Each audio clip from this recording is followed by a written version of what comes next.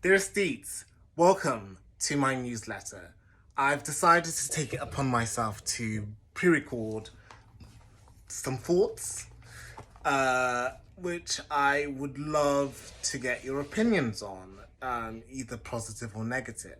So let's get into the meat of the things. So I'll start off with talking about shows, and then I'll talk about some stuff I've been reading, and then I'll plug some work that I've done. And I'll begin with shows.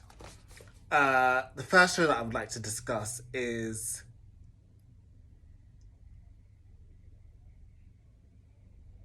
so many to pick from.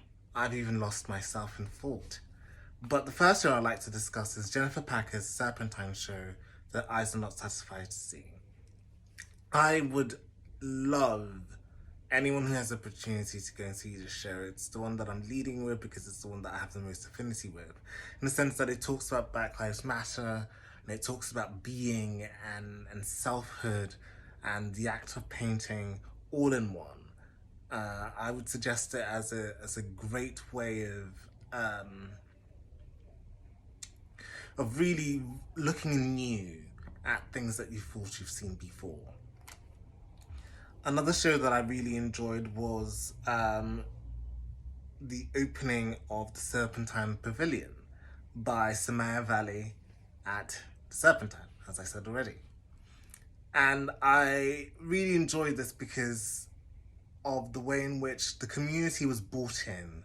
So not just brought in the sense that it's going to be brought in by communitarian impulses through programming, but also brought in the sense that the pillars are all cornerstones from different parts of the wider community.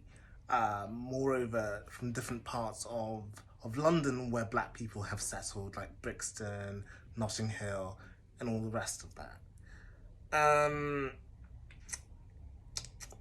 Let's talk about another show. Rodan at the Tate. Rodan at the Tate was a surprise show for me, in the sense that I wasn't expecting to like it as much as I have. And really, what it boils down to is a collection of casts and casts made of material like not polyester, wrong show, but casts like made of materials like resin, not resin. What did he use again? God, even I don't know. Plaster, casts, which is the way in which plaster casts clay and also there were some marble pieces, some marble cast offs, which was so exciting to see because usually you see the final piece and you don't see how collaborative the whole experience is, and how many steps there are to creating a final huge bulking structure like he does. That's why I liked it. Um, Books. Currently, I'm reading Dan Heck's The British Museum, which is a book about the Benin Bronzes. Very dense book, very well researched. Still leaves a little bit of questions about